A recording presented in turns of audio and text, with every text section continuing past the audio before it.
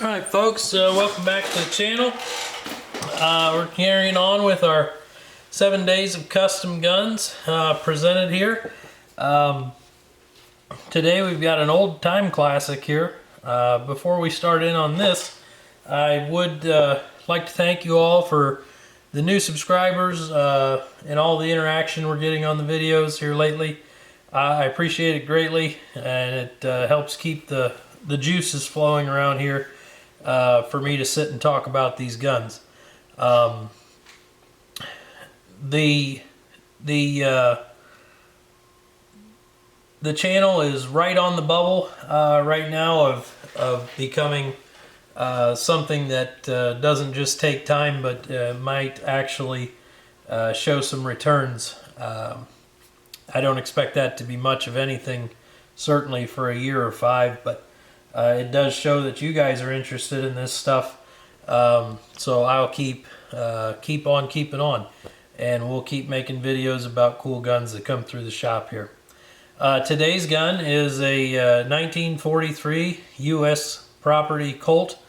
It is a Colt frame, Colt slide, even numbers matching. This Colt slide is original to this Colt frame, as it shipped from Colt to the U.S. military in 1943.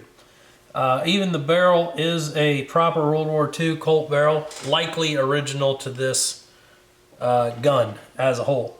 The gun really nicely customized by Alton Dinan, or Dinan, depending on how you pronounce that, D-I-N-A-N.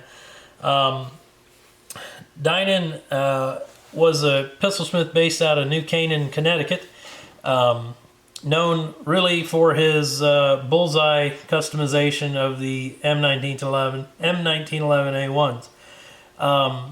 Really came to notoriety in the 60s and worked right up to his death in I believe 1977. He was backing out of his driveway of all things and got hit and passed away in 77. This gun is probably fairly early from his career, in my opinion. A couple of things lead me to that. One, we have a surplus GI 1911 here. You know, by the 60s, commercial government models were more prolific. They had fully hardened slides instead of these spot hardened wartime slides. And you know, a correct piece like this would have been less likely to get cut up in the 60s and 70s than it was in the 50s. Also, the gun does not have the cross-drilled front sight that Dinan eventually started putting on pretty much all of his builds. He would drill holes through the sight, and that he said, you know, that was there. Of course, this is all rumor and speculation. I have not read where it's a direct quote from him, but was so that he could easily identify his pistols on the firing line by seeing that front sight, because everyone was doing very similar work in the day to different levels of accomplishment. Of course, we have a Dinan bushing in this gun. This is a little thicker flange and much tighter fit than the original Colt part. The recoil plug is a custom affair. The nose on it is slightly longer to match pretty much perfectly with the thickness of the bushing. And it's nicely beveled on the back side so that when the slide reciprocates and compresses the spring, it slides smoothly over the spring instead of a square edge going against every wire of the spring as it comes in. The other thing that kind of leads me to believe it being an early one is the bias checkering on this. I've examined a few Dinan guns through the years and not seen this on guns manufactured. So we say a late 60s Colt, early 70s Colt that he customized. Almost all of those later guns were stippled. I'm sure it was a much faster way to get a good biting texture on the front of the gun, the stippling versus this bias checkering, which would be an absolute bear to file in there and get pointed up nice and have it look as clean as this one does. Of course, the gun, the original wartime Colt barrel, Dinan was well known for his belief that the barrel was the heart of it all, and tested his barrels and rejected many barrels. Some say up to 75 or 80% of the barrels he tested were rejected. And those would have been tested in a fixture to test the mechanical accuracy of the chamber and the bore, and the alignment of those two things. And of course the smoothness of the rifling, etc. So this barrel was welded up and refit to this gun. It is tight as it gets. There's no wiggle, wobble, or anything in this gun. Frame to slide was peened and polished, as was common in the day. And there, again, no wiggle or wobble in there. The original Colt ignition parts were nicely tuned. Of course, it's a bullseye legal, 4-pound trigger. The grips are unknown to me.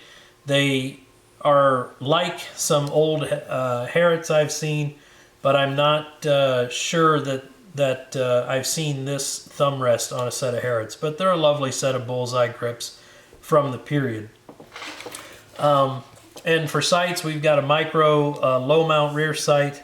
And I call it the low mount because there's the micro with the GI size dovetail that sits up atop the slide and just goes in the GI dovetail. This one required machining to install.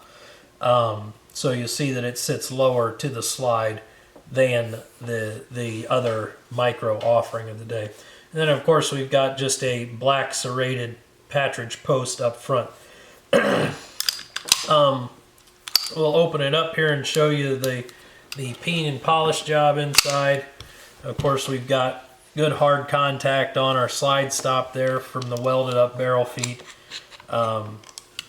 And you'll see that this has all been polished up, all the mating surfaces. These are cold blued over, I believe, on here, but the sides where it contacts, and oops, there it goes, and the bottom is all polished up on there. If you've never launched one of these across the shop, you haven't taken enough 1911s apart. That and plunger tube springs. If those don't have a kink in them, they can launch right across the shop as well. That's about it for this gun and Alton Dinan. A lot of cool tricks inside this gun. He did some things to the trigger to tighten it up in the track so that it didn't have any wiggle in any direction, which leads to a very consistent trigger pull on this gun. The hammers had been heavily reworked. You can kind of see that a flat is cut there to reduce overcocking of the hammer. When the slide comes back, you can see it doesn't overcock much more than about a 1/16 of an inch there, which you want a little bit, obviously, to make sure that it catches the sear. But also an over travel stop built into the grip safety. That was something that he was not unique in. I know Jesse Harp did it, and I've seen other Smiths through the years, early Packmeyer guns and whatnot, have that prior to guys putting screws in the trigger itself. But so many of these early bullseye guns, they wore a trigger shoe like this gun, so you couldn't get in there and adjust that anyway. So just doing a little build-up weld on the grip safety gave you that same hard stop at the end of your trigger travel. Hope you guys enjoyed it. Again, appreciate y'all tuning in and interacting here on the channel. Follow the link in the description of this video. You can sign up for our email list and stay up to date with all the happenings here at the shop and the latest arrivals. Not everything that comes in gets a video done on it. A lot of interesting pieces come in and go out, and if you're signed up for the email list, you'll hear about it. But if you're only following here, you'll only hear about the, I guess, the best of the best. Appreciate you guys.